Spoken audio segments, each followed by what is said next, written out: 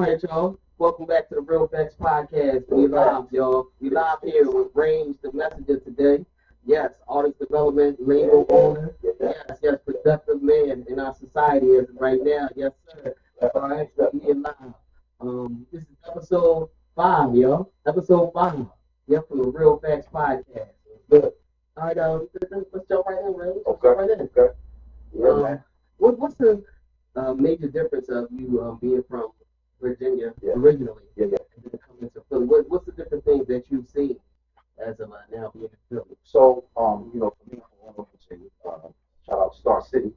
And, I came up here in 2010, so I've been here for 15 years. And I moved up here strictly for music. So, growing up, I was outside. You know what I mean? So, I was moving up here. Everybody's like, so Toronto was about 100,000 people. You know what I mean? It was like 2 million people. And so, moving up, everybody's like, man, it's a big city. You have to watch out for this, watch out for that.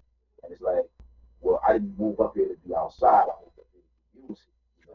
So as I was, like I've been here for 15 years, when I tell people like I grew up outside, like, shootouts and seeing people get robbed, people in inches of their life, couple fights here, there, they're like, yeah, Philly. I'm like, no, that's all I I ain't come up here. I came up here to be out the way, Right. So it's like, so everything here is music, you know what I mean? And every now and again, you'll want to cross something, but like the difference between Philly and Roanoke and what I didn't understand is that when there's a big city, there's culture, right? And being from a small city, there wasn't a lot of culture. So our culture was what we saw on TV.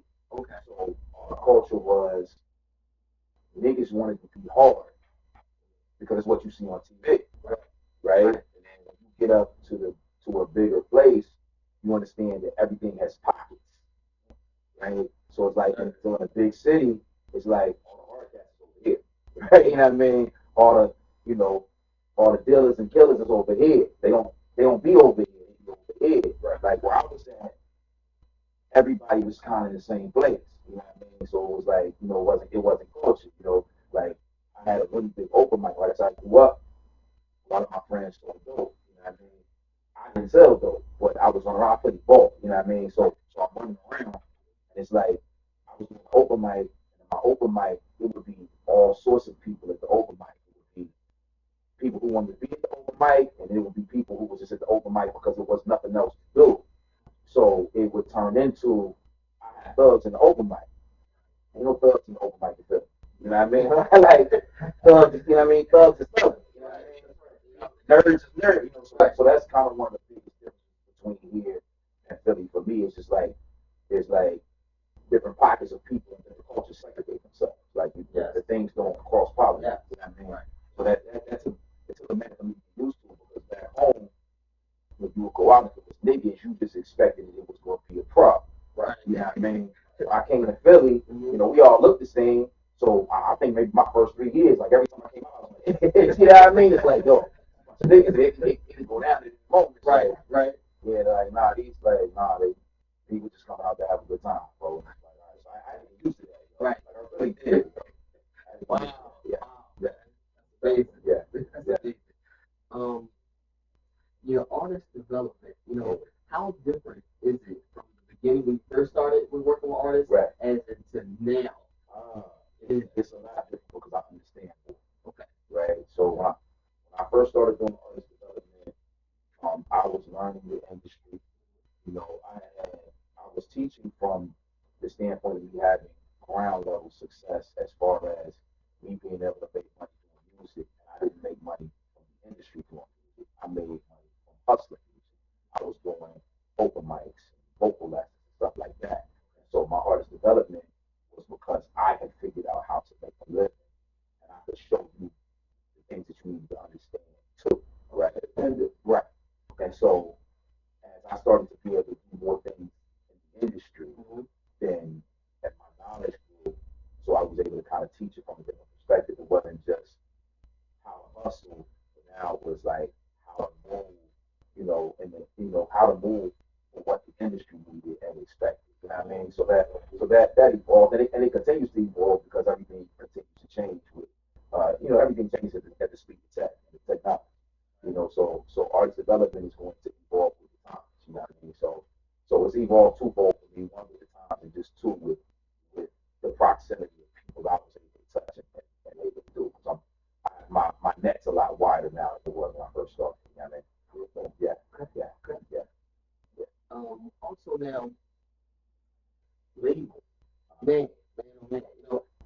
changed, right? Right.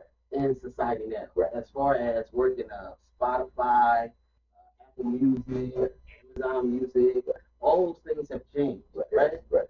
Because like back in the day, right, when you would have CDs and whatnot, to work a label right now, what the angle that you're working? Explain to us how you're working it as far as forming a label right now as compared to back in the day. So I'm part of a label production team. It's called Rank, and it was founded by 11 of us when it started.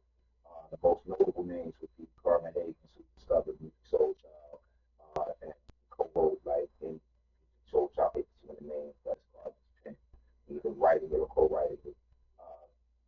Another one of the predominant founders was Ab Locker, Nigerian from figures.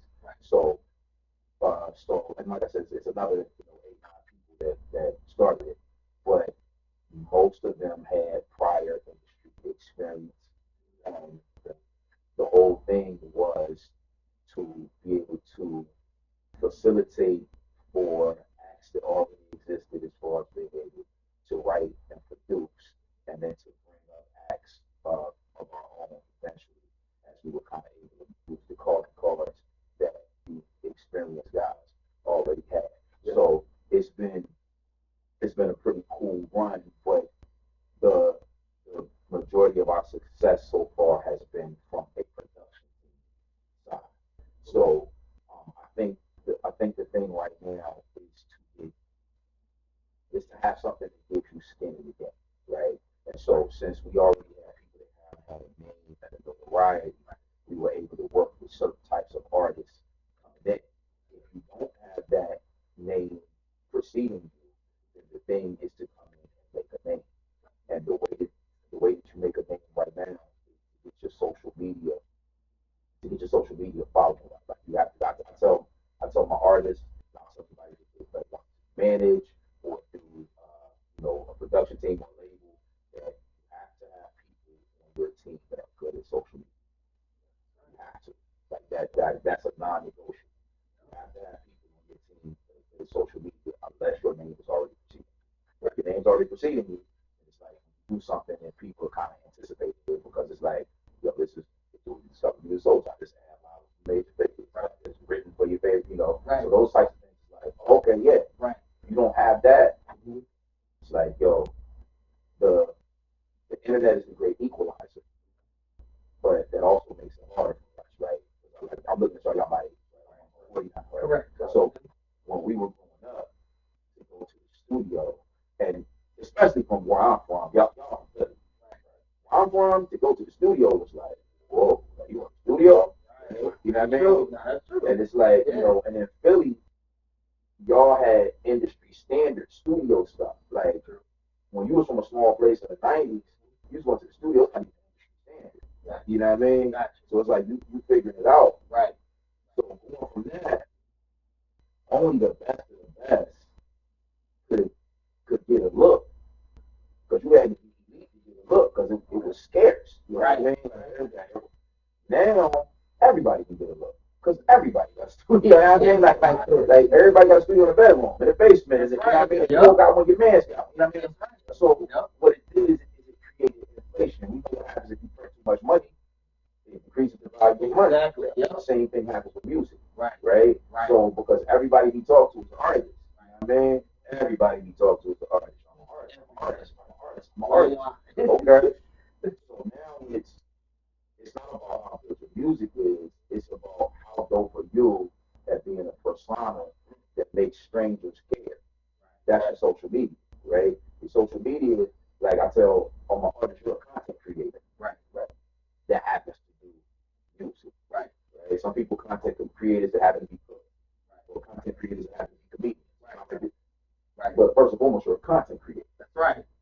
So to circle back full circle to your question, if you're building a label, you have to have artists and people who are able to get that attention so that y'all can start to get momentum. I don't care how dope you are, you can't, if you don't have the wherewithal to make people watch and make people care, it don't matter. Don't nobody care. Right. Gotta make them hear that.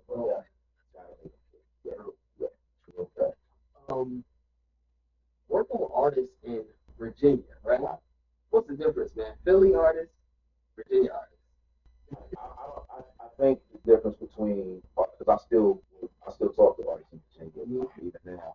The difference is literally proximity. Okay. Right? Because like when you're from the middle of nowhere, you're not used to nothing. Wow. Right? When you're from Philly, it's like, man, my cousin is soul child. My cousin is alive. My cousin is Freeway. My cousin is Bean. My cousin was Eve. My cousin, you know what I mean? Like everywhere I talk to somebody, it's like, you know what I mean? My aunt, my dad was in the, and it's like, I remember first moving up here from Virginia and hanging out at time down on Sanson, and like the Monday nights was crazy. So, so the first two people I met, I'm still cool with now. My man Luke O'Reilly, keyboard player, crazy. And my man Sean Fenn, who ended up doing a bunch of stuff together. But like, I like the jam sessions, and Marsha Ambrose is in the jam session, and Glenn Lewis is in the jam session, and Jeff Bradshaw is in the jam session. All these touring musicians, Spanky is in the jam session, and Kirk James is in the jam session. It's like, yo, he plays Lady Gaga, he plays Janet Jackson, and it's like, people from Roanoke, it's like, he do what? You know what I mean? Like he do, and it's just like it's commonplace. So I remember my first time, speaking to Marsha, and me and Sean we had formed a group, and we were opening for her, and like they all knew what he was talking to, and I was off in the cut, like chilling, And she was like, "Hey, Range," and I was like, "Who you are? Like you come talk to me, because for me it was just kind of like, damn, like these are people that. We grew up reading liners, you know what I mean? So I'm like, yo, like, I'm introducing them, like, I read you on a record liner, you know what I mean? So that's the difference between Philly and Roanoke. Like, when I said I wanted to do music in Roanoke growing up, they was like, you're going to be a teacher, you're going to be a music teacher, you're going to be a choir director or something, you know what I mean? It's like, in Philly, it's music history. So it's not as far-fetched of a dream. You got Kappa, you got, Boys the Man with the Kappa, and the Roots, and Miller Rule, and I just found out that Questlove took a Miller Rule to the prom. It's like that's crazy, yo. You know what I mean? Yeah. So that's Philly though. You know what I mean? So Philly is iconic, and when you come from a place that's not that, like you got to get used to that. You know what I mean? You just got to get used to that. So I got used to it quick. You know what I mean? Yeah. Continue on and meet everybody. Everybody knows somebody. Yeah, it's a real thing. It's a real thing. Everybody trying to keep moving forward. Yeah. Everything. Yeah. The same token, they putting everybody on. Yeah. Yeah. Each one. Yeah, that's what it's about. Really? That's what it's about. I mean, that's really my premise. That's what artist development is about. It's about me taking and teaching the next generation, or even people of this generation, the things that I needed to be taught. As I was coming up, and just to make it easier for the next person, and just to keep the purity of the art. You know what I mean? Because like a lot of times we start to use the purity of the art as society makes everything about the dollar. You know what I mean? So it's like my energy is we gotta get to the bread. That's how you pay your bills and how you take care of your family. But at the same time, like art is powerful. You know what I mean? So you gotta absolute. So and you gotta push it forward. You know what I mean? So that's artist development is about pushing it forward. That's sure. For sure. Yes, sir. Yes, sir. Yeah, see it. Yeah. Hold on 1 second. All right. Yeah, man. That's what we do. Yeah, bless up. Bless up. For sure. For sure. That's what we do. That's what we do. Make it better, man. That's why you say you want to teach one. I think that's one now. I text that to somebody early today. Like, yeah. And they're not showing this. Yeah. Yeah. Enough. Yeah. And that's on purpose, man. That was because it's people divided. Like, growing up in Virginia, I grew up around in the '90s in Virginia. It was black people, white people, Christians and people that didn't go to church. So when I moved to Philly, it was just so much culture. Yeah. You know what I mean? And it was just kind of like, oh, okay, so that's how the world works. It was like you seeing all these different types of people. Yeah. And back home, like, I didn't have that. Like I said, it was what you saw on BET, MTV, and the movies. You know what I mean? So it was like, so to be able to be in an area where you see all this culture and then you understand that if you're not from here or you're not from a large city, you're not from a Philly or New York or something like that, what the media portrays to you that we are is all rough. It's all bad. So I learned a lot from hip hop music, right? I was introduced to different ideologies in hip hop music. I was introduced to certain things in consciousness from hip hop music. And in the late 90s, it got away from that. Yes, you know what I mean? So it's like, I feel like it's my responsibility as a creator to make sure that this next generation has the same access to that consciousness and culture that I had. Right? Because the culture wasn't in the city, the culture was in the music. Right? And the culture in the music inspired me to do more culture shit. You know what I mean? Right. So it's like now they're taking the culture out of music. So if you don't grow up in a big city where there's culture, the only thing that you're seeing is niggas is wild. And that's so to be cool, you gotta get locked up. Right? Be cool, you gotta sell drugs. To be cool, like you gotta do all that. And it's like, nah, man, like you don't like that's not the measure of what makes you cool, man. Like, the measure of what makes you cool is you figuring out how to be successful. Right? You figuring out how to push the community forward. You figuring out, people feeling good when they come around you. People feeling, people feeling like they can prosper because you prosper. That's the coolest shit in the world. You know what I mean? So, so when we're creating music, when I'm developing artists, like that's the aim. You know what I mean? And it's not even a vilified, but like I said, I grew up like I think I had one friend that didn't sell drugs. You know what I mean? So it's like I grew up in it. So I'm not here to vilify it. You know what I mean? Right. But what I'm here to say is, even if that was the type of time that you was on, right, you understood right from wrong, and you understood what not to glorify. Yeah. You know what I mean? So it's like, so even with artists that I work with that's been in the street or that's in the street, it's like, yo, it's a means to get to an end. Like, you know what I mean? Like, we're not gonna glorify or glamorize it in a way to make the next generation do it. You know what I mean? We're gonna speak about cats doing what it is they had to do, and then we also gonna talk about the downside of it. The jail time, the losing your people, the snakes, all the shit that comes with the game. Yeah. You know what I mean? We're gonna it's like people like, well, you don't want people to tell street stories? No, tell the truth. Right. But while you're telling the truth, we looking for a productive end. You know what I mean? Like, we looking for a positive end because at the end of the day, like I said earlier, music is powerful. Yeah. So if we telling you that like it's cool to have a job, if we telling you, you know, it's cool to treat the girls with honor, yeah, you know what I mean? If we telling you, nah, it ain't no ageism. The elder and the youth supposed to coincide. Like, you know what I mean? You're not supposed to be an old head hating on the young boy. You're not supposed to be a young boy disrespecting the old head. Like we all together. You know what I mean? Those messages have to be pushed and continue. You know what I mean? And when you turn on the radio, like that's not what's being pushed and continued. So so when I do artist development, like I view that as my responsibility. But I call it God's work. You know what I mean? Bringing that down. Yeah, yeah. And balance is the premise of everything. Like that's like the group that I formed is called Code Gray. Right. Gray is the balance. Like when you see me, I wear all gray. Right. The balance. You know what I mean? It's the balance. So just you saying balance. Like I got the word balance tattoo right here. Like that's what everything is. That's what everything is. And you said it's funny, I ain't gotta say it, but that's everything for me. It's balance. Bringing everything back to the center. Yeah.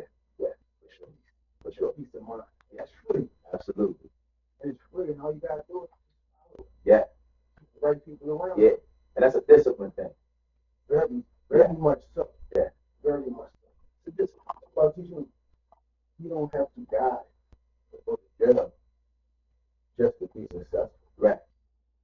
Right. Or even take those chances that, as we used to call them, going up penitentiary chances. Yeah, man. Yeah.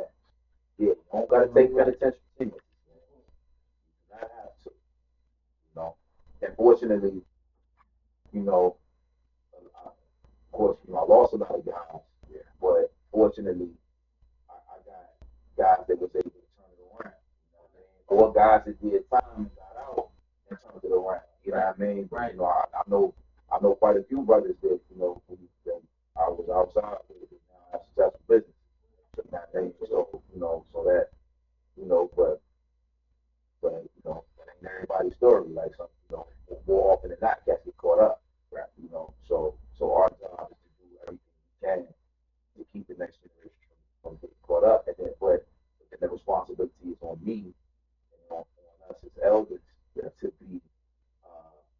to be sincere and to be genuine and to not be hypocritical in what we see and what we're doing. That's something I pride myself on. Right. Even when I'm doing development, I'm telling my artists, it's like, well, you watch my life, I live, I practice what I preach. Right.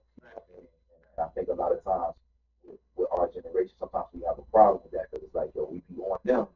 It's like, yeah, man, you're doing bullshit though. You know what I mean? Like, you can't be doing bullshit. Right. And be on young boy, you know what I mean? True, man. So that's just that, you know, we were saying like the discipline, yeah, self-discipline, right? And being consistent. Like, you know, I tell my daughters, you know, you can hold me accountable to hold my word. Yeah. If I tell you I'm gonna do something, I'm either going to do it, I'm gonna have a very thorough explanation of why I didn't do it. Right. And ain't gonna just act like I say it. You know what I mean? Right. You know, so that's important. That's important.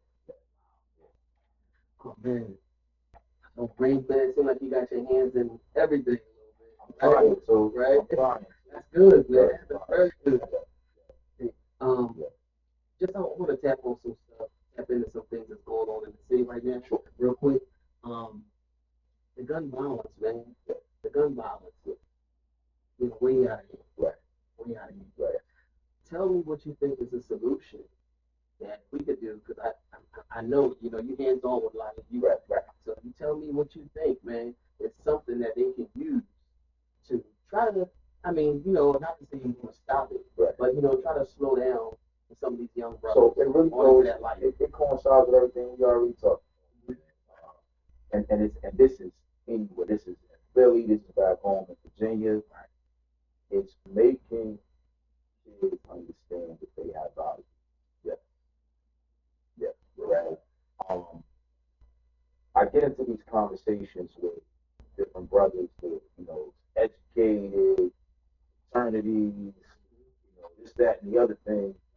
And what I'm trying to make people understand at this point in time is that we don't need organizations doing things. Right. And this is why I say that. And this is not to say the organization shouldn't do things if you're already in an organization doing stuff, because people misconstrue, oh, you hating on this. No. If you're already in an organization doing something, cool. Right.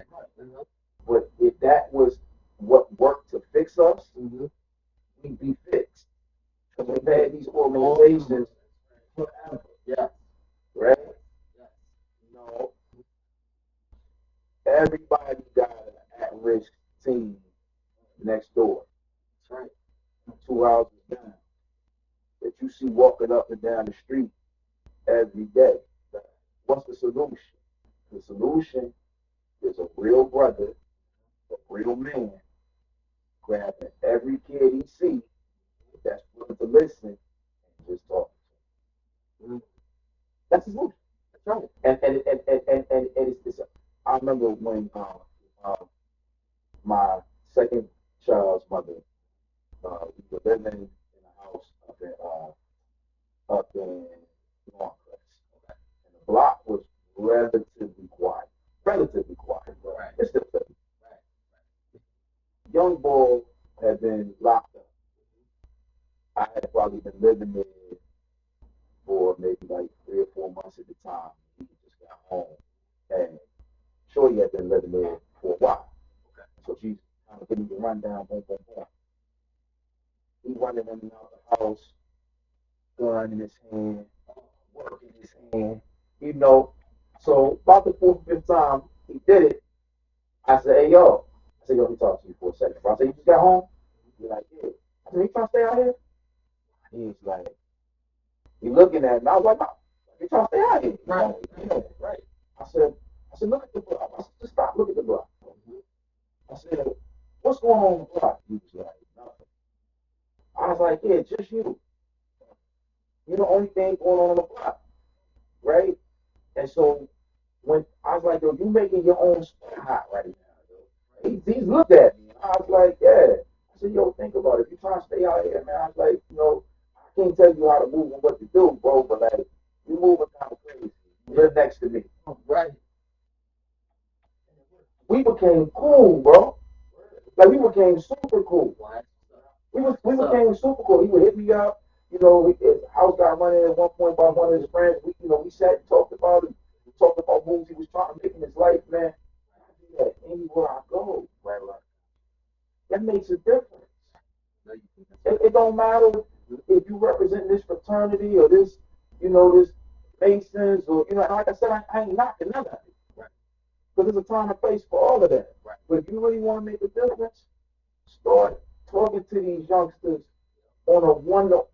Make them understand who you are. Make them understand that you speak their language. Make them understand that you understand what they're doing, where they're coming from, where they're trying to be. Even if they on some knucklehead shit, I understand why you're doing it. They're like, I get it, man. I get it.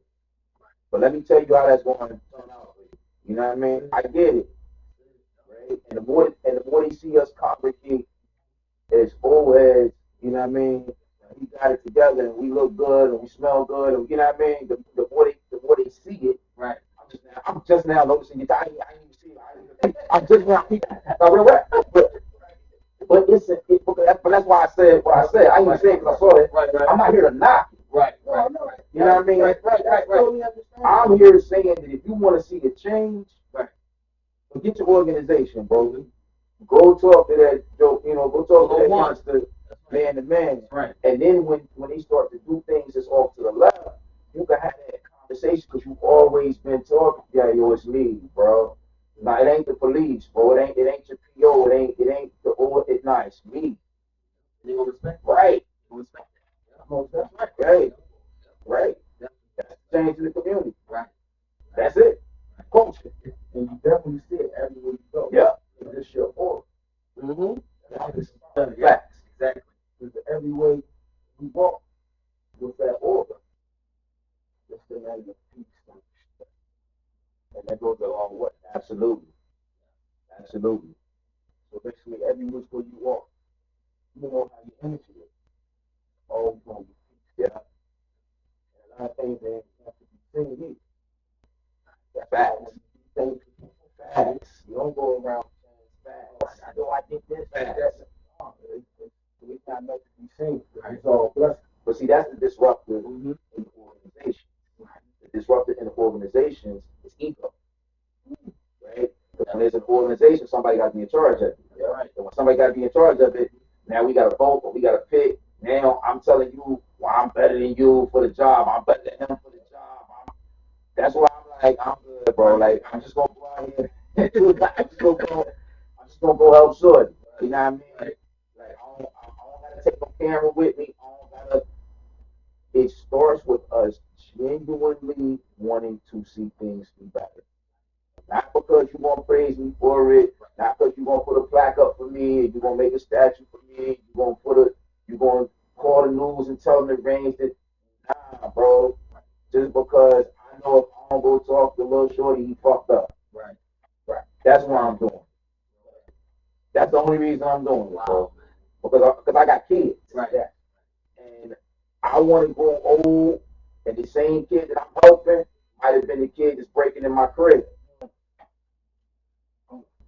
The same kid I'm helping might have been the kid that knocked my daughter upside the head at the party. You know what I mean? That's what we talking about for everything story, right? Seeing the big picture. Like, I'm not helping you so that I could be the president of the joint. You can say, oh, can't do this. Nah, man. I'm helping you because if I don't help you, you might hurt me later. You know what I mean? That's true. Because if somebody didn't help me, I wouldn't I might be in one of y'all. I might be in one of y'all cribs. You know what I mean? That's somebody ain't voting for me. You know what I mean? I might be in the system right now, dead or have bodies or whatever the case may be. You know what I mean? Right? Yeah. Yeah. Everybody needs some kind of help. Yeah. You know? Yeah. I think that's something they ignore. Yeah. I think that's something they ignore. That a lot of these kids, they're like, no, every single one of them need help. Somebody helped you. Yep. You know that no matter who it was, could have been your uncle, neighbor, brother. Somebody helped you. Somebody gave you some advice that was going to take you to the next level. And when we see that as an obligation, the community change. Right. When we see that as an obligation, and until we see it as an obligation, the community don't change because what they did, what they conditioned in us is fierce, man. Because what they conditioned in us was to be at odds with each other and to win and get out. I'm gonna win, and I'm gonna get out, and I don't bang with y'all. Y'all's a dirty ones. You know what I mean? To win and get out, and that's a slave mentality, right? As a slave, we was trying to be the slave in charge because it was a little bit better for us if we was a slave in charge. Still a slave, still a nigga, you know what I mean? And so now my energy is for the college educated, the boom, boom, boom. Like, man, nah, man. Like, whatever your advantage is, come make sure everybody else got that advantage. That's it. Whatever your advantage is, make sure everybody, because if you're winning by yourself, then you're not really winning, because the moment the tides turn on you, that's it. Nothing you can do after that. You don't got nobody with you, but you don't bring nobody with you. No. And this system still ain't set up for us, no matter how far you individually get. It ain't set up for you. You just do the anomaly. True. You the anomaly. It's not set up for you. And it takes a system to be the system. I mean, being through the mud. Yeah. It takes a system to be the system. So it's just about us teaching each other and you how to build systems. Right? You can't do it by yourself, man. True, man. Yeah, you can't do it by yourself. Have y'all seen what just happened yesterday? Yesterday, Friday. Dave Dash. Y'all didn't see? Yeah, man, just filed bankruptcy. Like if you say, you know what I mean? Taking together, no doubt, it's a big question. I want to see what Jay gonna do. Yeah, that's what I want to see. But see, this goes back to the ego thing, right? And this is something I'm trying to dispel in hip hop. Hip hop was founded on a lot of egocentric type things, right? It's like, we say at the culture of hip hop is the battle. Don't get me wrong, I don't have a fundamental problem with battle, right? I don't have a problem with testing my skill against the next man's skill. But what people don't really understand is that fundamentally, and I teach this in artist development, music is a form of communication. Period. Right. That's what it is. Music isn't a competition. Right. So and this is what happens with a lot of artists. They don't understand that. Right. So they're using music for validation. I'm doing music so you can tell me I'm dope. I'm doing music. You rap. I'm a cook, yo. You sing, I'm better than you. No. Music is a communication. So the point of music is to inform, is to bring us. I don't do music for you to tell me I'm dope. Right. I don't need you to tell me I'm dope. You know you dope. I don't care if you think I'm dope, which is the other side of it. Right? Because it's art, and art is subjective. So the same way that you might be like, man, you can really sing, you can really rap. You might be like, I don't really like it when dudes sing and rap. And you have a right to feel that way. So I don't take that, I'm not taking that personally because it doesn't do anything for my ego. Right? So when we understand the power of music, I'm not rapping and singing to be better than you or better than you. I'm rapping and singing to give my message. So then comes the question, do you think influence better than? That's for you to decide. I think we got these messages that y'all need to hear. Right. And if y'all on the same type time we on, then I'm trying to do music with y'all. Right. Let's make it work. Right? And if you're not on the same time we on, you're not even on my radar. Right. You're not on my radar. People don't understand, man, we have been conditioned to divide. Right. I'm not here to divide. And it's especially, and it's worse in small cities. I would tell cats when I was coming up in Virginia, I was singing and rapping. And people would always be like, you feel like you better than this person, you feel like you better than this person. Like, I'm not thinking about it. But who the best in the city? I don't know. I know that I put together things that bring people out the house. And I want whoever that y'all think is dope to come be a part of the joint. You think you're better than him? I don't know. Tell him to come be a part of the joint. Yeah, right? And when you're in a small city, that's why you tell them. If there's 100,000 people in the city, I think it was like 20 to 25% black. Don't quote me on that. Right? But, okay, you got 25,000 black people. You know, you got your demographic, your urban demographic. Okay, well, if I'm beefing with you, I'm splitting half my demographic. That's right. That's right. Because now you got to pick a side. It already ain't that many of us, and now you want to pick like, nah, I ain't beefing with nobody. And if I am beefing with you, it ain't even, we over here, hey, yo. Right. Like, let's go over there and handle it. Like, I ain't. But you know what? There's a big difference between the way how we were brought up and the way how they are right now. You know, it's like they got this mindset. A lot of them, you like, wow, you feel like you gotta, you gotta go at people. It's like, nah, man, why can't y'all make music together? Yeah. You go back to a lot of the '90s music, and you look how many producers work with different people. You know what I mean? How many people work together to get different projects out? Let's go back to was it Illmatic? Was it Illmatic not the first album, right? Remember that was the first album where he had multiple producers on that album. You know, that was the first one, and he tried to push that message. You know, to everybody, let's work together. It worked for a little while. Then when it happened, his slave mentality, ego. Everybody, oh no, it's my producer, and I want this sound. This is the sound I want. Come on now, you know what I mean? Exactly. Right. You know. But everything has to point back towards community. Right. You know what I mean? And that's a community conversation. Right. You know, how do you fix the community is a community conversation. You know, what's going on with music is a community conversation. What message is being pushed out my music is a community conversation. So I'm just here to, you know, do everything I can to help build community. Yes, sir. Man, you dropped some jewels on us today. Yes, brother. Let us know what else are you working on right now?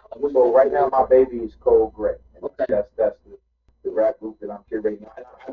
I do artist development, freelance and individually as well. But right now Cold Gray is my baby. It's a group that I put together. So I have my most successful artist in development is a Japanese American artist by that goes. His name is Miyachi.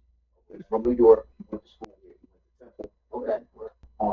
Bilingual, raps in English, Japanese, rap his head off. Okay. He's been living in Tokyo for the past 4 years. I've been working with him for the past 8. He's had me on retainer for the past 6. He's been going hard for the past 6. He's currently signed to Nashville, Okay. Which is Nas' label. And he's their first artist out of Japan. Wow. He's out of New York, which is how we got him in the first place. Right? So he's their first kind of like international artist. And my young boy from back home, 808 Ray, me and his father started doing music when I was 15. Okay. And he ended up coming up here when he was like 18, 19, doing like internship work with me. Okay. He won a production competition and ended up signing with Cool and Dre. Hey. So he got mad placements. He got a Grammy for co-producing with them on Beyonce and Jay-Z's project. He got a Grammy with co-producing on Killer Mike's project. Okay. And then he got placements on everybody that's not Kendrick or Drake. Wow. So if you start naming names, he's probably got a placement on. Wow. So I took the two of them, put them together, and did an artist development camp to build like a super group right around them. So the template is kind of like Wu-Tang meets Dungeon Family meets Tribe meets Group. That's what's up, man. That's what I'm working. So that's what I'm working. Okay. So that's why it's 8 of us, and the whole thing balanced. Cold Gray, the premise of balance, right. And it's also expanding the age gap. So the youngest 2 members are 20, going on 21. A guy and a girl. The girl, my daughter. And then I'm 49, and we literally got ages all the way from 20 to my age to cover everything in hip hop, the culture. Jamaican American, everybody raps. Okay. Jamaican American brother, First Mega, raps and does patois. So Miachi's rapping in Japanese and English. Multiple members sing and rap. Okay. So we can touch world music, we can touch R&B, but with any street producers. So one of the producers out of Chester, Don Will, and Don Will used to be under DJ Clark Kent, rest in peace. Right? And the other young boy is 808 Ray's protege, and he's got placements on artists like J.I.D. and a bunch of like up and coming artists. So all the producers, all three of the producers have placements, and then the other artists, M. Horn, kind of like Andre 3000 vibe. Let me see here. Zoom is the third producer. Sing, rap, produce. My daughter Zion Sade, sing, rap, produce. Who am I not naming? I said Miyachi's 8 of us. I feel like I'm leaving somebody out. Me, Miyachi, Ray, Zoom, M. Horn, Don Will, Verse Mega. I think I named everybody. Yeah. The one you said of like Andre 3000, those things like that. That's his style. Yeah, we call him a cool weirdo. I mean, he just. I'm saying the out. Yeah, me too. He gonna talk about anything at all. He just fun. He just super fun and free. I mean, So his culture, I know where. yeah, super fun and super free, and it's somebody for everybody. That was kind of the premise of it. You know what I mean? Like no matter how old you are, if you're old head, we got that boom bap. If you're young, we got that vibey. You know what I mean? We got that vibey trappy. Like we can do it all. It's just the general message is progressive. You know, progressive is balance. You know what I mean? Like we're promoting unity. We're promoting healthy living. You know what I mean? Like we ain't drilling and killing and all of that. You know what I mean? Right. Because you gotta have that angle too, but it ain't soft though. Because I'm not soft. Right. So yeah, it ain't soft. Yeah. Right. Yeah. No, that's what we need now. We need that message. Yeah. So that's my focus right now. But I'm working with anybody that it makes sense to work with. Wow. And the development is I work for hire, but with the ring, we had 2 #1 records for R&B Billboard on the R&B Billboard charts with the artist Jay Brown last year. Yeah, we had 2 #1 records with him. We also had a record on the radio with King Yvonne. Okay. Music Soul Child's been back in the fold, so putting music on him, putting music on Jill Scott. You know what I mean? I'm speaking, on what I'm doing, but as a collective, you know what I mean? We outside, we scored a film for the Hallmark channel. Wow. You know what I mean? Okay. So yeah, we out there, we work. What's up, man? Wow. Yeah, Congratulations, man. So hands and Much success. a bunch of different, That's what's up. And then with Cold Gray, we've been doing work with Ad Lava, who's also working on a solo project. We're waiting to get him on a few records too. It's super dope to work with him, man. Knowledgeable. Yeah. He always got stories for us, man. So that's dope. I see him the other day. It was the whole Riff game. Yeah. So and just to be able to sit and have my daughter, my young, it's 20. Right. In 20, I was in Warno trying to figure out if I was going or coming. So to have my daughter be able to sit in a writing session with Garvin Hagens or with Ab Lob and to be able to have him listen to this stuff and critique, Ab like Kanye, right, for Dr. Dre, right. You know what I mean? So to have that type of perspective, that's a blessing. Yes. Wow. Wow. Yeah. All right, man, we're going to wrap this up. Man, this was man. Like I said, once again, we thank you, Ray, for coming out. Thank y'all for I having mean, me. it's been beautiful. It's been It's a beautiful. blessing. Yes, man. And that's a wrap for the Real Factz Podcast, episode 5. Bring the message. Bless up. Peace.